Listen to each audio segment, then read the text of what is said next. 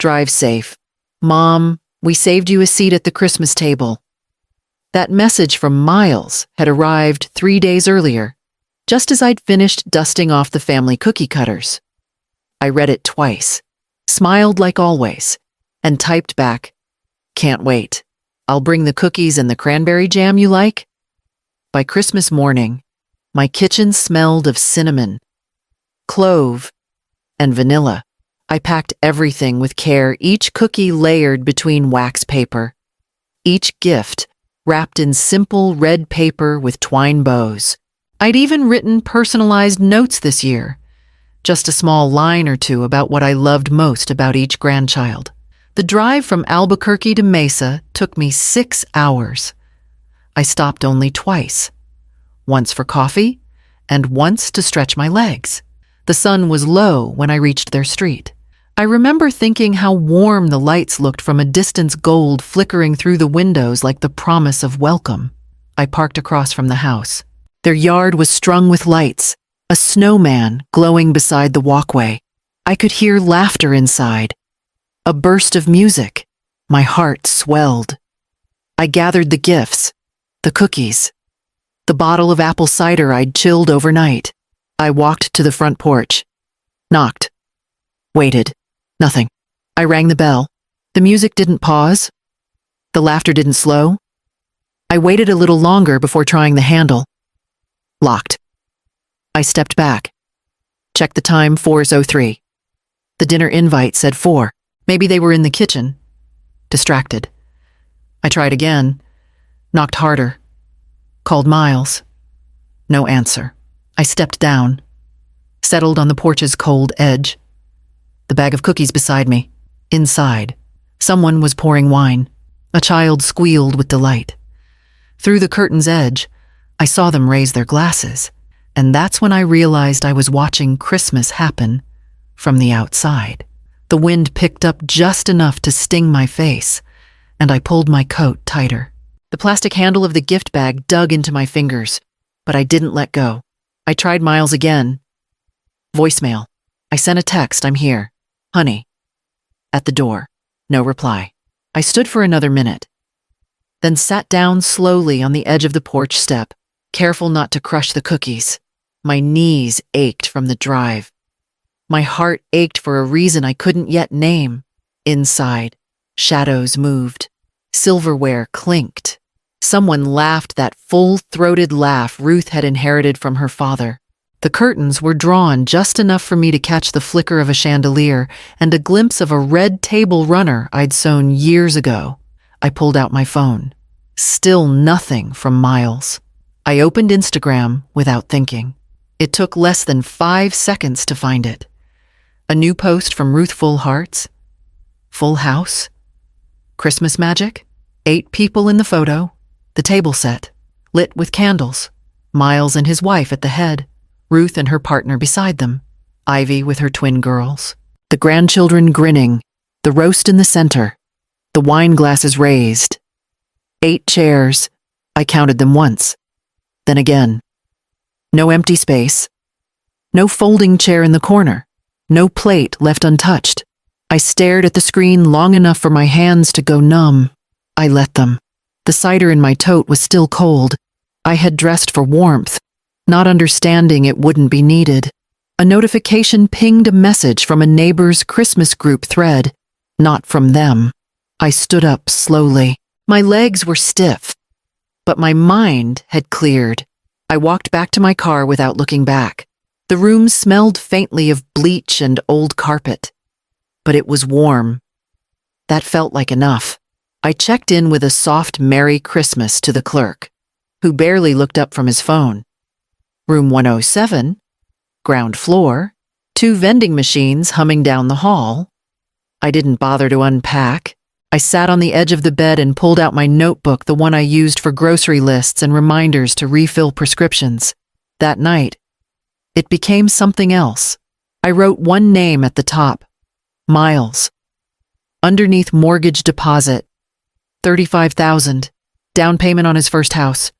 He said I could stay there anytime. I moved to the next name, Ruth. Monthly transfers, $600 since 2017.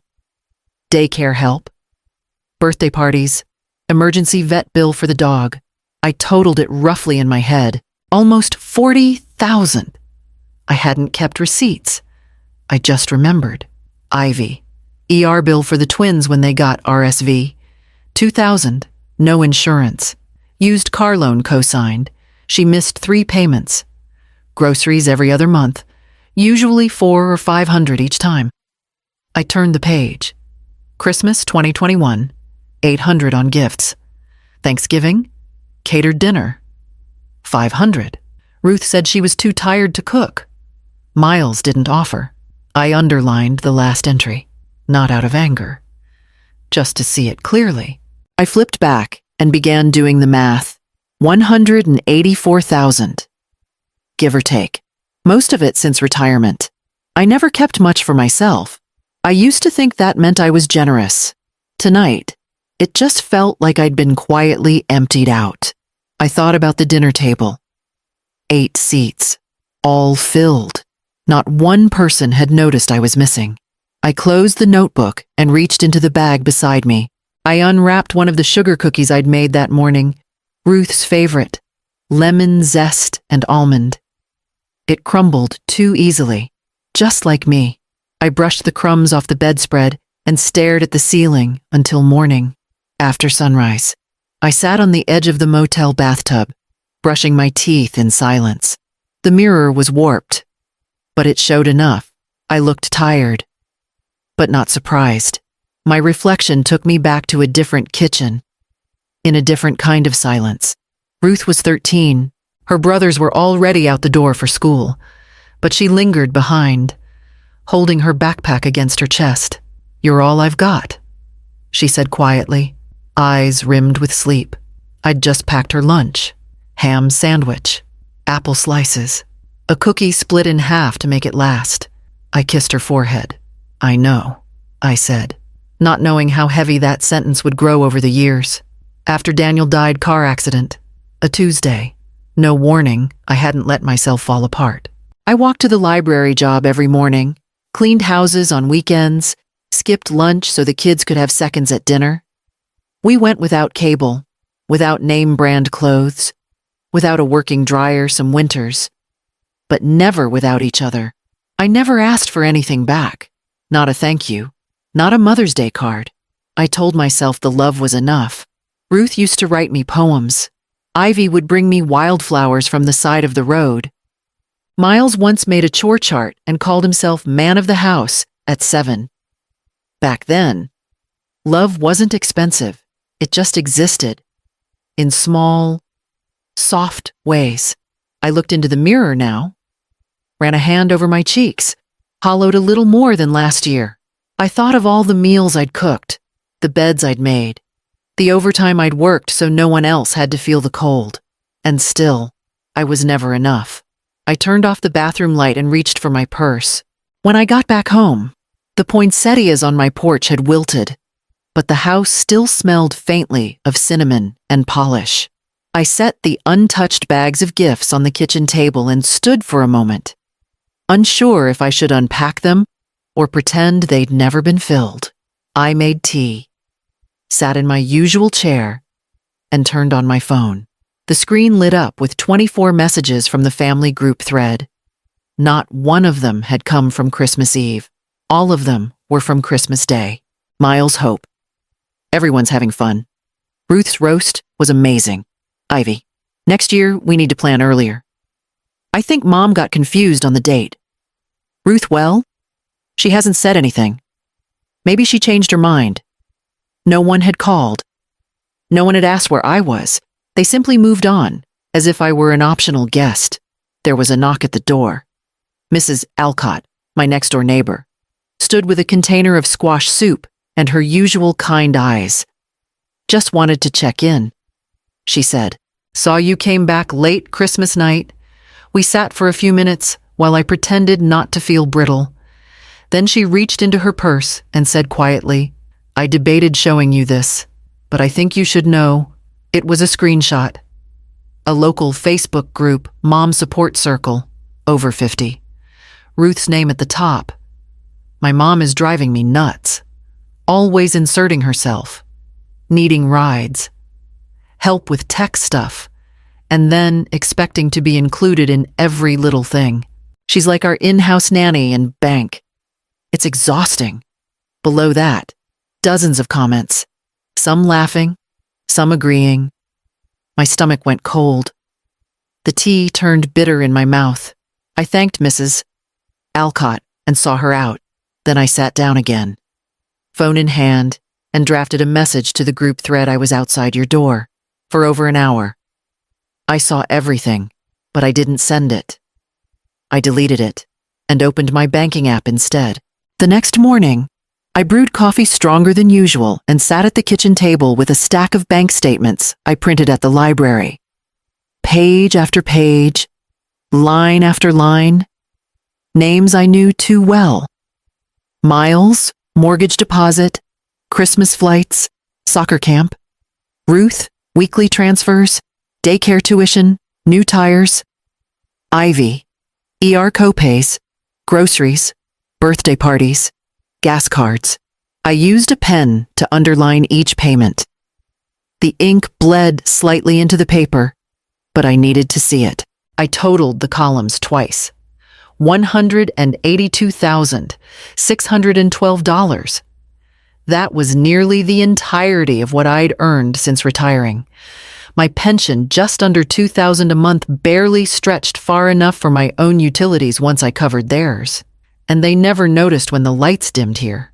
I thought about the sugar cookies still sitting in the freezer, the ones Ruth liked with cardamom and lemon zest. I'd once mailed a dozen to her office in a rush because she said her coworkers loved them. She never reimbursed the postage. I opened my banking app and clicked through each recurring payment. Delete, delete, delete. 800. For Ruth gone. 500 for Ivy gone. Car payment for Miles's second vehicle gone. I paused before removing the health insurance plan I'd added Ivy to last year, then clicked cancel anyway. For the first time in years, there was no money scheduled to leave my account. The silence in my house was not empty. It was full of something I hadn't felt in a long time. Control. I closed the app and slid the statements into a folder. Then I picked up the phone not to send a message, but to make an appointment with my credit union. Miles answered the door with his usual half smile, the one he wore when he was unsure if he was in trouble. He stepped aside and gestured for me to come in, but I didn't move past the doorway. I just need 10 minutes, I said. He nodded, glanced over his shoulder. Katie's upstairs with the kids. You should say hi before you go. I didn't answer that. He shifted, hands in his pockets. So, I heard you were upset. I pulled the photo from my purse, printed, not digital, and held it up. 8 chairs, candles lit, wine glasses raised. No room for a ninth. I wasn't confused. Miles. I was outside. His mouth opened, then closed again. He looked down at the photo. There was just a lot going on. He mumbled. I thought Ruth was handling the invites. You told me you saved me a seat, I said, quietly. But you didn't. You never meant to. He started to speak again, but I pulled the letter from my coat pocket and handed it to him. He looked down at the envelope, confused. I'm resigning, I said. From what? From being your emergency fund. Your quiet backup, your afterthought. I won't fund a seat I was never meant to sit in. He didn't open the letter, just stood there. Stunned. I've canceled the transfers. All of them. If you need help, there are options, banks, advisors, credit cards. But not me. He swallowed hard. You're serious.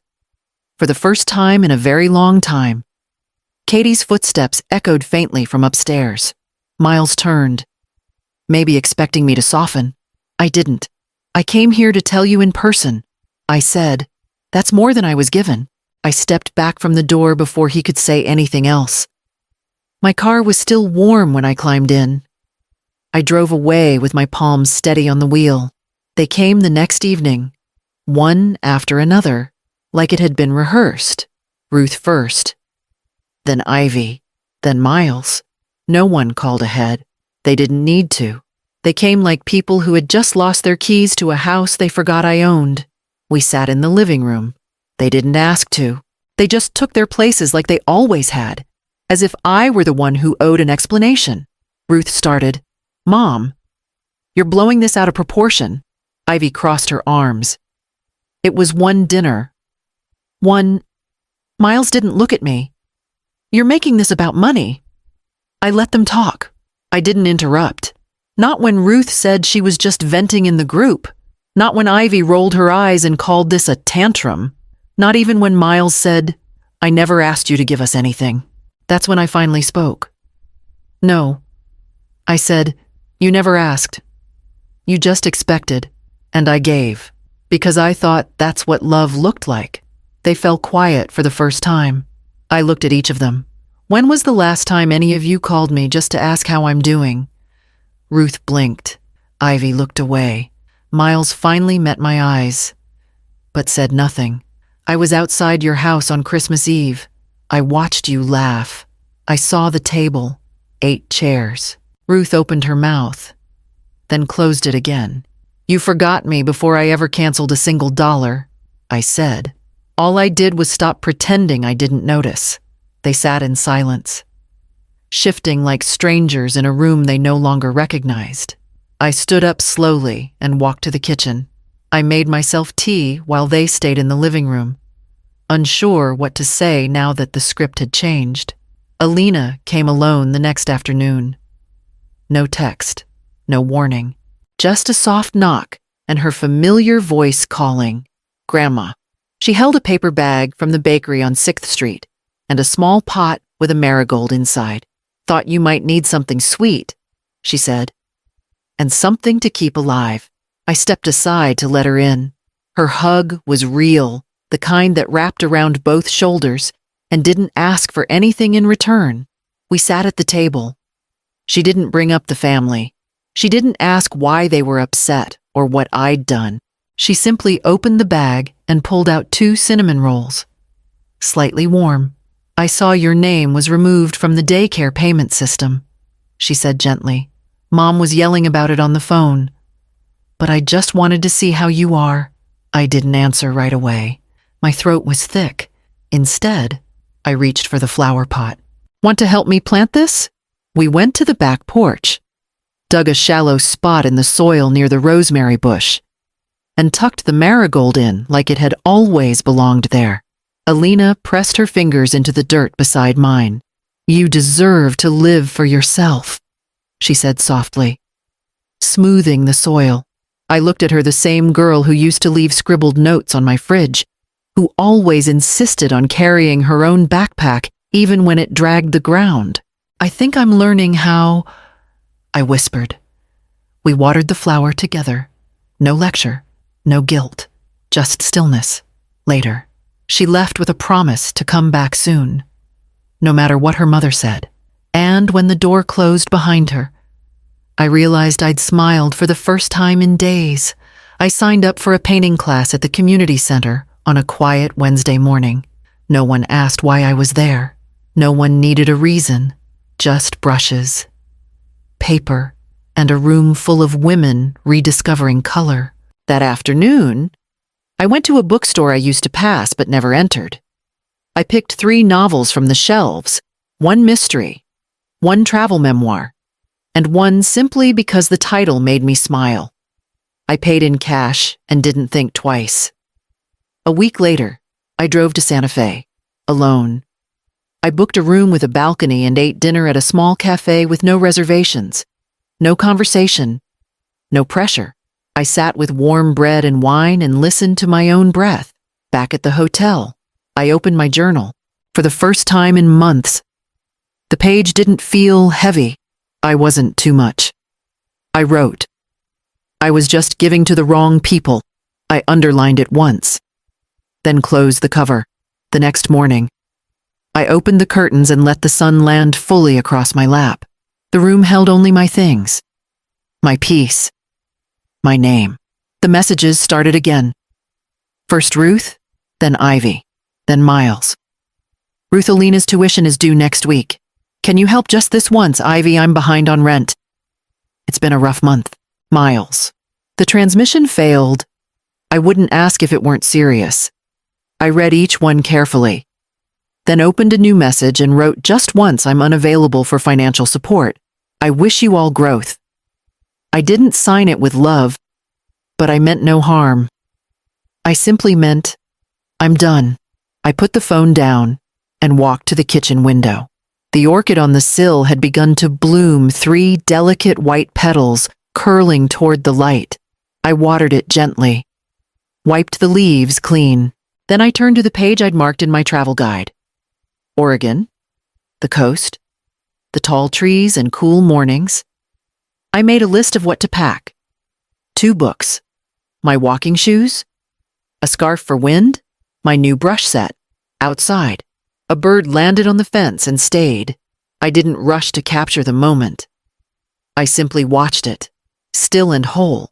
6 months later, I sat at a small patio table in Portland, sipping coffee and watching people drift past with their lives tucked under their arms, canvas bags, guitars, dogs on leashes. I ate a croissant warm from the oven, no one across from me, no one expecting anything, and I felt full. In my bag were postcards I'd written to myself from each stop on my trip. You didn't fold. You opened.